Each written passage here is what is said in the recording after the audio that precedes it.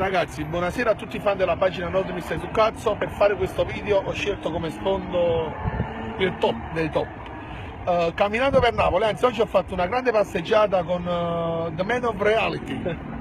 Ciao Federico ragazzi, D'Agostino. buonasera. Federico, che impressione hai avuto di viaggiare a Via Toledo? Turisti a palate. Ma io quello che penso io, teniamo un patrimonio, teniamo una grande città, teniamo l'oro e non ci lo sappiamo riguardare.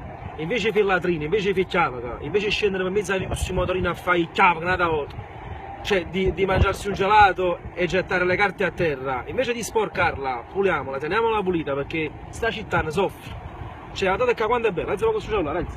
No, ma, cioè, turisti ma con questo dappertutto, avvento delle navi da crociera ogni giorno che arrivano a Napoli, 10-15 mila persone in più vanno a manicomio, fotografia a palo, quindi Napoli va curata, non va maltrattata. Secondo me se continuiamo così, ma hai visto i quartieri spagnoli, stanno in trattorie, cantine, ristoranti, cioè la gente sta nei manicomio. Ma lì che stanno in estate hanno battuto un record di turisti in Italia.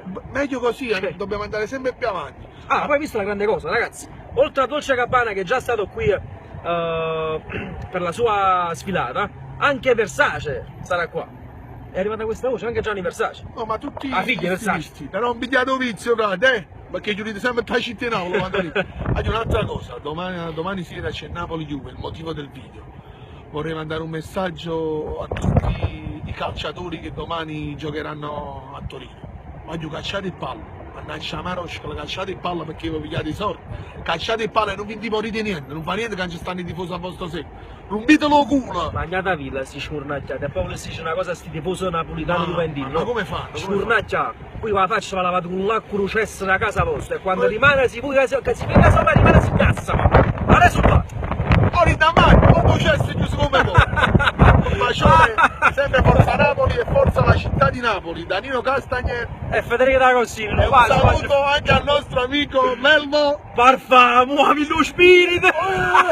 Cialello, e vede profumi! Ciao, giù!